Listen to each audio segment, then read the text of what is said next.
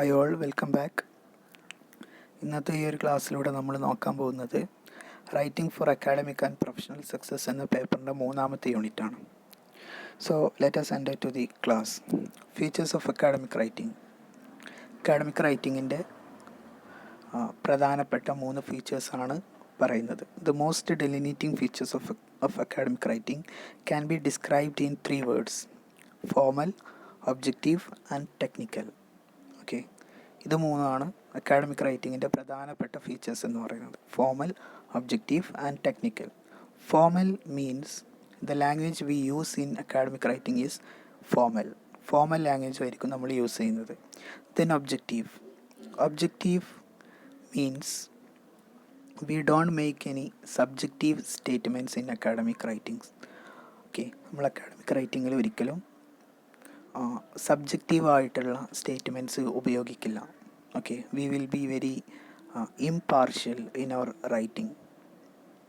Then technical എന്നുള്ളതുകൊണ്ട് ഉദ്ദേശിക്കുന്നത്, technical means it uses technical words and expressions specific to a discipline.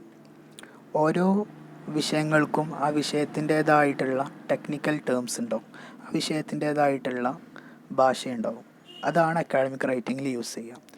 Okay, ഇപ്പോൾ ഉദാഹരണത്തിന് ലിറ്ററേച്ചറിൽ പറയുകയാണെങ്കിൽ 4 വരിയുള്ള ഒരു കവിതയ്ക്ക് 4 ലൈൻ സ്റ്റാൻസ എന്ന് പറയുന്നതിന് പകരം നമ്മളതിനെ ക്വട്രെയിൻ എന്നാണ് പറയുക. Okay, so that single word can replace A long phrase. Okay, ഒരു ലോങ് ആയിട്ടുള്ളൊരു ഫ്രേസിനെ റീപ്ലേസ് ചെയ്യാൻ ഒരു സിംഗിൾ വേർഡിന് പറ്റും. So such terms will be used in academic writing. That is why it is technical. In another sense, it follows a style prescribed for the discipline. അതുപോലെ തന്നെ ഓരോ വിഷയത്തിനും ആ വിഷയത്തിൻ്റേതായിട്ടുള്ള എഴുത്തിൻ്റെ രീതികളുമുണ്ട്. ഓക്കെ, നമ്മൾ 2 രീതികൾ പരിചയപ്പെട്ടതാണ് റിസർച്ച് പേപ്പറൊക്കെ എഴുതുന്ന 2 രീതികൾ. ഒന്ന് MLA സ്റ്റൈലും അതുപോലെ തന്നെ APA സ്റ്റൈലും. ഓക്കെ, അപ്പോൾ ഈ സ്റ്റൈൽ ഫോളോ ചെയ്യുന്നു, അതുപോലെ തന്നെ ടെക്നിക്കൽ ടേംസ് യൂസ് ചെയ്യുന്നു. That is why it is called technical. അതുകൊണ്ട് അക്കാഡമിക് റൈറ്റിങ്ങിൻ്റെ 3 പ്രധാനപ്പെട്ട ഫീച്ചേഴ്സ് എന്ന് പറയുന്നത് formal, objective and technical. Then purpose and audience in academic writing. Academic റൈറ്റിങ്ങിൽ പർപ്പസിൻ്റെയും ഓഡിയൻസിൻ്റെയും പ്രാധാന്യം എന്താണ്? നമ്മൾ എഴുത്ത് തുടങ്ങുന്നതിൻ്റെ മുമ്പ് എന്തിനു വേണ്ടിയിട്ടാണ് എഴുതുന്നത്? അതാണ് പർപ്പസ്. ആർക്ക് വേണ്ടിയിട്ടാണ് എഴുതുന്നത്? അതാണ് ഓഡിയൻസ്. ഇത് മനസ്സിലാക്കണം. ഇത് മനസ്സിലാക്കിയെങ്കിൽ മാത്രമേ നമ്മുടെ എഴുത്ത് ഇഫക്റ്റീവ് ആവുള്ളൂ. Okay, so purpose in academic writing refers to your reason for writing.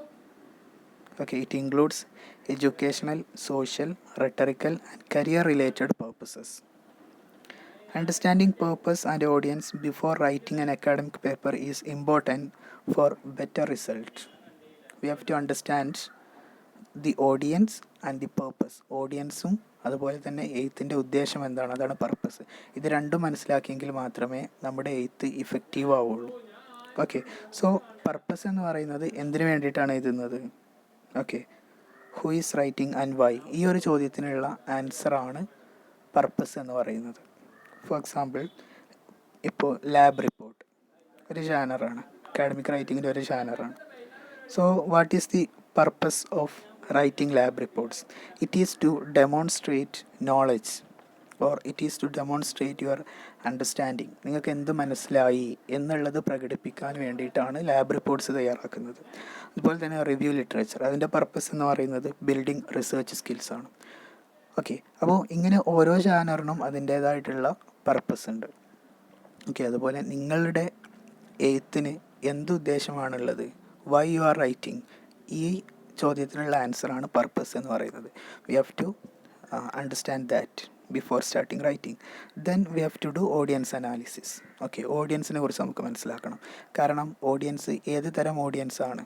Okay, നിങ്ങളുടെ ഒരു പബ്ലിഷ് ചെയ്യാൻ പോകുന്ന ഒരു എസ്സേ ആണെങ്കിൽ ആരാണ് വായിക്കാൻ പോകുന്നത്? പ്രസൻറ്റ് ചെയ്യാൻ പോകുന്ന ഒരു എസ്സേ ആണെങ്കിൽ ആരാണ് കേൾക്കാൻ പോകുന്നത്? ഓക്കെ, അതിനെക്കുറിച്ച് നമ്മൾ അറിഞ്ഞിരിക്കണം. എങ്കിൽ മാത്രമേ നമ്മുടെ ആ ഒരു എഴുത്തിൻ്റെ ഇഫക്റ്റീവ്നെസ് കിട്ടുള്ളൂ. Okay, so before starting your writing you have to understand the audience. Audience analysis is crucial before starting writing. Audience analysis is understanding the possible listeners or readers of your paper. Okay, and audience analysis can be done by answering 4 questions. ഈ ഒരു 4 ചോദ്യങ്ങൾക്കുള്ള ഉത്തരമാണ് audience analysis എന്ന് പറയുന്നത്. First question, who am I writing for? ആർക്ക് വേണ്ടിയിട്ടാണ് എഴുതുന്നത്? Then, what do I expect my readers to know about my topic? ഞാൻ സംസാരിക്കാൻ പോകുന്ന ഈ വിഷയത്തെക്കുറിച്ച് എൻ്റെ ഓഡിയൻസിന് എന്തെല്ലാം കാര്യങ്ങൾ അറിയണം, അത് നമ്മൾ ആദ്യം മനസ്സിലാക്കണം. അവർക്ക് എന്തെല്ലാം കാര്യങ്ങൾ അറിയായിരിക്കും. Then, what do I want my readers to think about my topic? Okay, എൻ്റെ ഈ ടോപ്പിക്കിനെ കുറിച്ച് അവർ എങ്ങനെ ചിന്തിക്കണം? What do my readers know about my topic? അവർക്ക് എന്തറിയാം, എൻ്റെ ഈ വിഷയത്തിൽ എന്ത് കാര്യങ്ങൾ അവർക്കറിയാം? ഇതിനെ ബേസ് ചെയ്തിട്ടായിരിക്കും നിങ്ങളുടെ എസ്സേ പ്രിപ്പയർ ചെയ്യേണ്ടത്. ഓക്കെ, അപ്പോൾ നമ്മൾ ഹയർ സെക്കൻഡറിയിലുള്ള കുട്ടികളുടെ മുമ്പിൽ പ്രസൻറ്റ് ചെയ്യാൻ പോകുന്ന ഒരു സെമിനാർ പേപ്പറും അതുപോലെ തന്നെ ഡിഗ്രി സ്റ്റുഡൻസിൻ്റെ മുമ്പിൽ പ്രസൻറ്റ് ചെയ്യാൻ പോകുന്ന ഒരു സെമിനാർ പേപ്പറും മാറ്റമുണ്ടാവും. രണ്ടും ഒരേ വിഷയത്തിലാണെങ്കിൽ പോലും അതിൻ്റെ പ്രസൻറ്റേഷനിൽ ചില മാറ്റങ്ങൾ വരുത്തേണ്ടി വരും. ഓക്കെ, അതിനാണ് നമ്മൾ ഓഡിയൻസ് അനാലിസിസ് ചെയ്യുന്നത്. Okay, to understand the audience, so it is very important. Then, choosing an appropriate voice. എങ്ങനെയായിരിക്കണം എഴുത്തുകാരൻ്റെ ശബ്ദം, എങ്ങനെയായിരിക്കണം ആ എസ്സേയിൽ പ്രകടമാവേണ്ടത്? നമ്മൾ പറഞ്ഞു, അക്കാഡമിക് റൈറ്റിങ്ങിൻ്റെ പ്രത്യേകത എന്ന് പറയുന്നത് ഇറ്റ് ഈസ് ഒബ്ജക്റ്റീവ്. അതുകൊണ്ട് നമുക്കതിലൊരിക്കലും സബ്ജക്റ്റീവായിട്ടുള്ള തോട്ട്സ് എക്സ്പ്രസ് ചെയ്യാൻ പറ്റില്ല, അതല്ലെങ്കിൽ സബ്ജക്റ്റീവായിട്ട് നമുക്ക് സൗണ്ട് ചെയ്യാൻ പറ്റില്ല. Okay, in order to make your writing more inclusive and objective, it is better to write without reinforcing your stake in the work. നമ്മുടെ ഒരു ശബ്ദം അതിൽ വരുന്ന രൂപത്തിൽ എഴുതാൻ പറ്റില്ല. നമ്മുടെ ശബ്ദം വരിക എന്നുള്ളതുകൊണ്ട് ഉദ്ദേശിക്കുന്നത് സബ്ജക്റ്റീവായിട്ട് എഴുതുക, അതല്ലെങ്കിൽ ഫസ്റ്റ് പേഴ്സൺ പോയിൻ്റ് ഓഫ് വ്യൂവിൽ എഴുതുക. അത് അക്കാഡമിക് റൈറ്റിങ്ങിൽ പറ്റില്ല. പകരം we have to be very objective.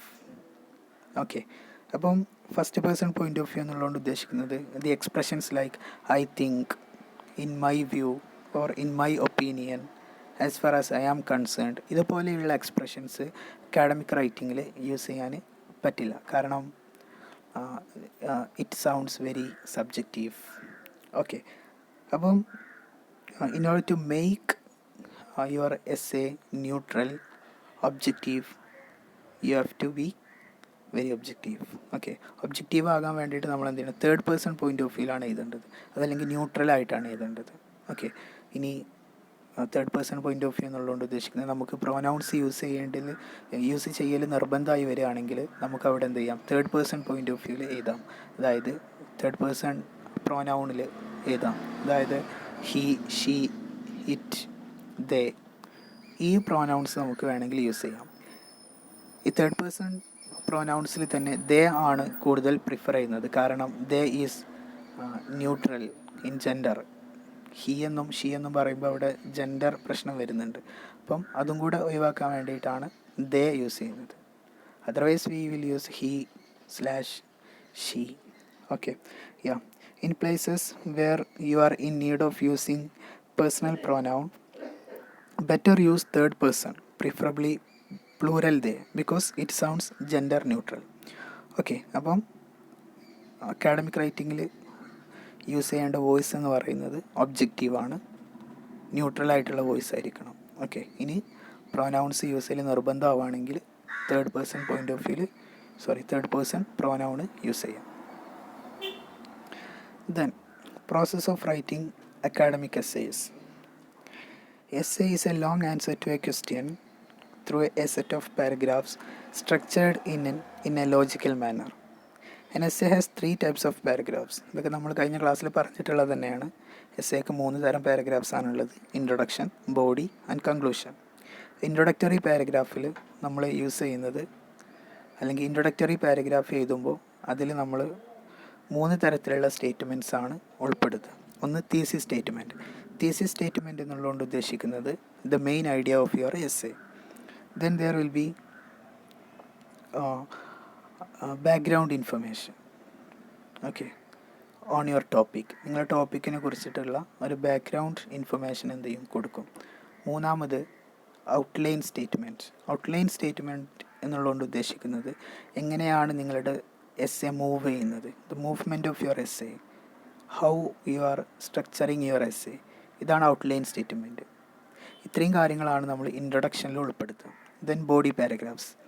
Body പാരഗ്രാഫ്സിൽ ഓരോ ബോഡി പാരഗ്രാഫും ഓരോ പോയിൻ്റ് ആയിരിക്കും ഡിസ്കസ് ചെയ്യുന്നത്. Okay, so body paragraphs present sub topics and in each paragraph each point will be discussed. Okay, ഓരോ ബോഡി പാരഗ്രാഫിലും ഓരോ പോയിൻ്റ് ആയിരിക്കും ഡിസ്കസ് ചെയ്യുന്നത്. Arguments in each paragraph is explained well using supporting evidences. ഇപ്പം നമ്മൾ ഓരോ body പാരഗ്രാഫിലും ഓരോ പോയിൻ്റാണ് discuss ചെയ്യുന്നതെന്ന് പറഞ്ഞു. അതിൽ നമ്മൾ മേക്ക് ചെയ്യുന്ന ഓരോ ആർഗ്യുമെൻറ്റിനും സപ്പോർട്ടിംഗ് സ്റ്റേറ്റ്മെൻറ്റ് വെച്ചിട്ട് അതിനെ വാലിഡേറ്റ് ചെയ്യും വേണം. ഇതാണ് body paragraph. Then concluding paragraph. Concluding പാരഗ്രാഫിൽ നമ്മൾ പുതിയതായിട്ടൊരു ഐഡിയ ഒന്നും ഇൻട്രൊഡ്യൂസ് ചെയ്യില്ല. ഇതുവരെ പറഞ്ഞ കാര്യങ്ങളെ ഒന്ന് സമ്മറൈസ് ചെയ്യുന്നു.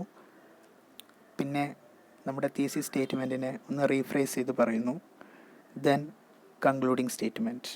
Okay, so concluding paragraph does not introduce any new idea. It summarizes the point discussed so far, rephrases the thesis statement and gives a concluding statement. Okay, then steps in planning and essay. 3 സ്റ്റേജസിലൂടെയാണ് ഏതൊരു റൈറ്റിങ്ങും കടന്നു പോകുന്നത്. 1 pre writing stage, 2 writing stage, 3 revising stage. Okay, so pre writing stage എഴുത്ത് തുടങ്ങുന്നതിന് മുമ്പുള്ള സ്റ്റേജാണ്. ഈ സ്റ്റേജിൽ നമ്മൾ ചെയ്യുന്ന കാര്യങ്ങൾ, 1 അണ്ടർസ്റ്റാൻഡ് ദ ക്വസ്റ്റ്യൻ, ചോദ്യം എന്താണെന്നുള്ളത് മനസ്സിലാക്കണം, understanding the question. Then purpose and audience. We have to understand the purpose and we have to understand the audience. ആരാണ് വായിക്കാൻ പോകുന്നത് എന്നുള്ളത് നമ്മൾ മനസ്സിലാക്കണം. Okay, then use prewriting techniques like brainstorming, clustering or outlining to list and organise your ideas. We can use prewriting techniques. Okay, brainstorming അതല്ലെങ്കിൽ clustering, ഇതുപോലെയുള്ള prewriting techniques നമുക്ക് use ചെയ്യാം. എന്തിന്? ഐഡിയാസിനെ organise ചെയ്യാൻ വേണ്ടിയിട്ട്, അല്ലെങ്കിൽ ഐഡിയാസിനെ list out ചെയ്യാൻ വേണ്ടിയിട്ട് നമുക്കിതെല്ലാം യൂസ് ചെയ്യാൻ പറ്റും. Then collect relevant materials from academic sources. Okay, നമുക്ക് ആവശ്യമായിട്ടുള്ള വിവരങ്ങൾ അക്കാഡമിക് മെറ്റീരിയൽസിൽ നിന്നും നമുക്ക് ശേഖരിച്ച് വെക്കാം. Then prepare an outline. എങ്ങനെയാണ് എസ്സേ എഴുതേണ്ടത് എന്നുള്ളതിൻ്റെ ഒരു സ്ട്രക്ചർ തയ്യാറാക്കണം. Then identify thesis statement. Thesis statement എന്ന് പറഞ്ഞാൽ the main idea of your essay. Then next comes writing stage. Writing stage you start writing. Okay, first you write thesis statement, then you start writing introduction, body and conclusion. Okay, and the last stage is after writing. Okay, post writing, or this stage is called revising. So in this stage you edit and revise your essay, and you make a final draft of your essay and you send to publication. Okay, publish ചെയ്യാനുള്ളതാണ് ഈ publication. അതല്ലെങ്കിൽ എവിടെ submit ചെയ്യാനുള്ളതാണെങ്കിൽ you submit it. Okay, so this stage is called revising stage. Okay, thank you. So